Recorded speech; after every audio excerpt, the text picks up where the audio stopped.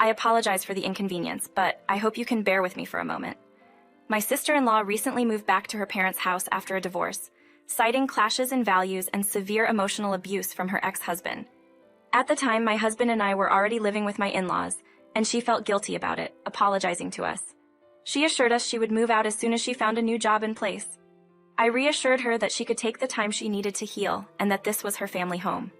Little did I know that this situation would soon become a source of stress for me. My name is Abigail, a 25-year-old housewife working part-time, while my husband is on an extended business trip in another state due to his demanding job.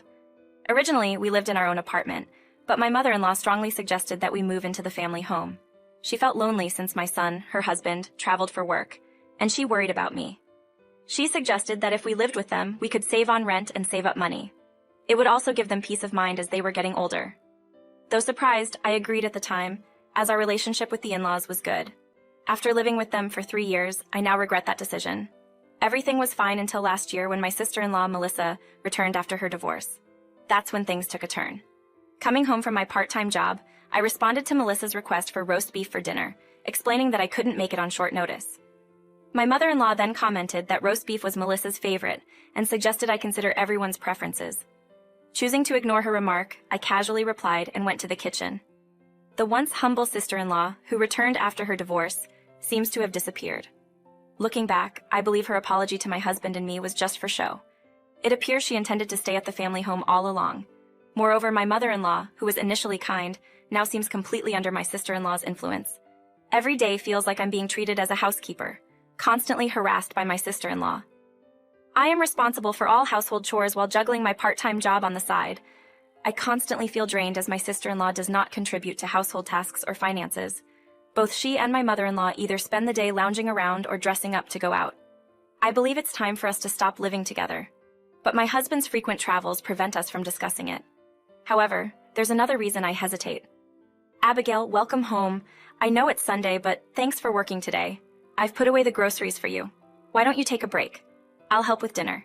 It's tough doing it all by yourself, said my kind father-in-law. My concern lies with my father-in-law. In my husband's absence, the only reason I can tolerate living here is because of his kind-heartedness.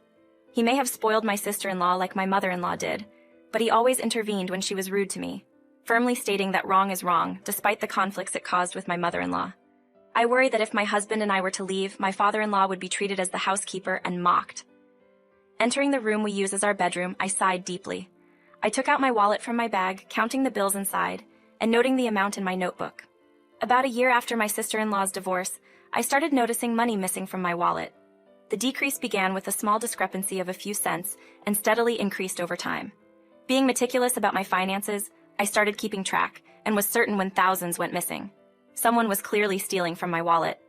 Given the amounts and frequency, it was obvious how lightly they thought of me.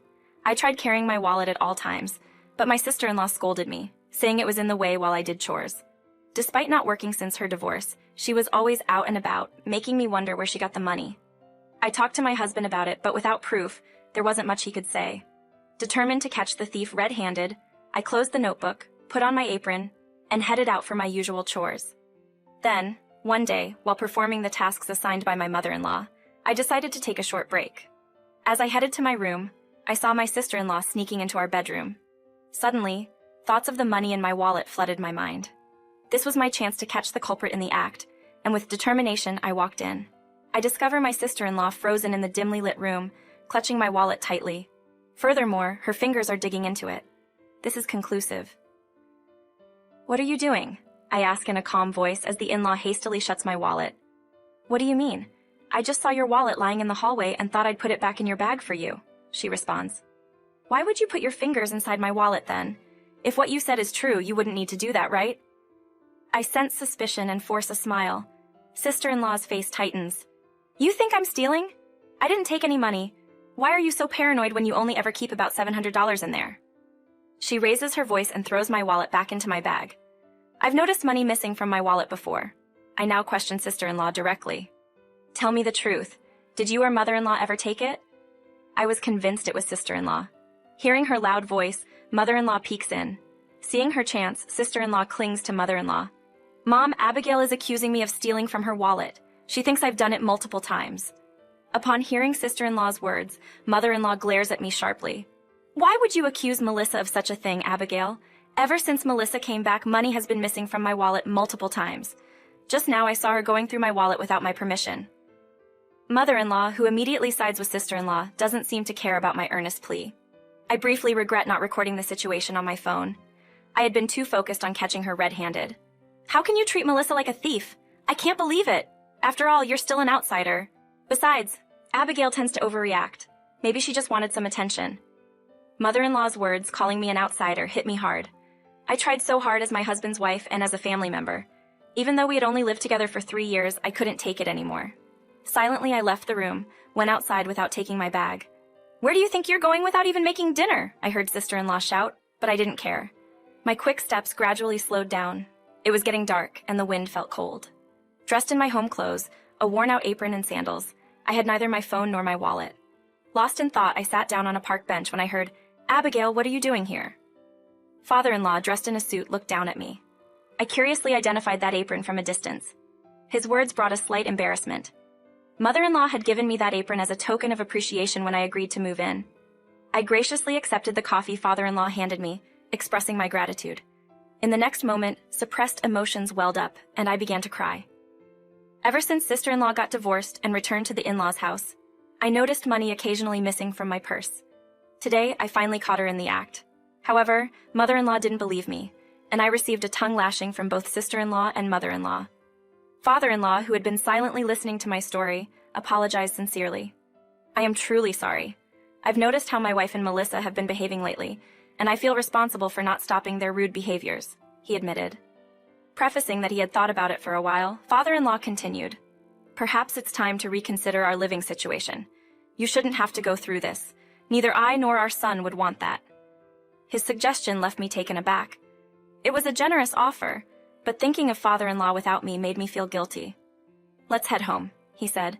If we bring back some fancy sandwiches, those two will forget their complaints in no time. As I followed, father-in-law gave a knowing smile. When father-in-law and I returned to the in-laws' house, mother-in-law and sister-in-law approached us grumbling, as expected. The moment they received the sandwiches we brought for dinner, their moods brightened and they ignored me. I retreated to my room, appreciative of father-in-law's understanding, and called my husband to discuss moving out and inform him about today's events. One evening a week later, as mother-in-law, father-in-law, and I were having dinner, the sound of the entrance door caught our attention. Sister-in-law, who had gone out earlier that day, had returned, but the noise was alarming, with loud footsteps echoing in the hallway. An infuriated sister-in-law appeared. "Melissa, come in quietly," father-in-law chided. Ignoring him, sister-in-law glared at me furiously, pulling out several bills from her wallet and slamming them on the table, instead of the familiar $120 bills. "I was on a date today and got utterly embarrassed," she exclaimed. I pretended to be overly surprised, making mother-in-law blush. "That's not the point. What were you thinking?" Her loud voice close by made me cringe. "You said you didn't steal from my purse and mother-in-law doesn't believe me. So I thought I'd place toy bills in a test. It seems Melissa was indeed the culprit. It's amusing that you tried using them without even noticing they were fake. She must have been stealing so frequently that she didn't bother checking the bills. Perhaps a dim light in my room due to the closed curtains was a factor. I don't know who she was on a with date. However, the most surprised person was her date's sister-in-law, who realized she unintentionally confessed due to my remark. She froze on the spot, and the mother-in-law, following the sister-in-law's gaze, was in disbelief. "I can't believe this, Melissa. Wasn't the allowance I gave you enough? I even took out $400 every month from the savings I secretly built up. I can't believe what Abigail said was actually true." The father-in-law, having believed my story from the beginning, gave the sister-in-law a look of utter disbelief. "You were giving that much money to Melissa without telling me?" It was revealed that the mother-in-law had been giving a significant allowance to the sister-in-law every month. The father-in-law was even more shocked, letting out a heavy sigh. The sister-in-law tried to justify her actions, saying, "I mean, if I remarry, I can just be a housewife again and live an easy life. Living alone and finding a job is way too much of a hassle. Is that any sort of excuse?" There's so much I want to comment on, but the fact that she was using my money for her dating expenses makes me want to laugh more than getting angry, I thought. The sister-in-law looked to my mother-in-law for support, but the mother-in-law avoided her gaze, realizing she was on her own. The sister-in-law exclaimed, "It's just a few hundred. You've embarrassed me twice. I can't forgive that." She raised her hand, and I instinctively closed my eyes, expecting a hit. But opening them, I saw my husband had grabbed the sister-in-law's arm, stopping her. Both the in-laws and I were surprised by my husband's sudden appearance. "Why are you here? You weren't supposed to be back yet," I said. "I finished work earlier than expected," my husband replied gently. He then turned to the mother-in-law and sister-in-law. "I've heard the whole story from Abigail and Dad. The day I stormed out of the in-laws' house, I had a phone call with my husband. I told him all about the mother-in-law and sister-in-law's harassment and that I'd reached my limit. My husband deeply apologized to me, and eventually the father-in-law joined the call. Using speakerphone, we discussed future plans. The idea of swapping the money with toy bills to make the sister-in-law confess in front of the in-laws was my husband's idea. It was a plan to vindicate me and hold the sister-in-law accountable in front of the mother-in-law and father-in-law. Now that it's clear Abigail was wrong, shouldn't you both apologize? My father-in-law's statement and my husband's stern expression clearly took the mother-in-law and sister-in-law aback. "After all, Melissa, didn't she promise to move out as soon as you found a job and a new place to live?" the mother-in-law retorted.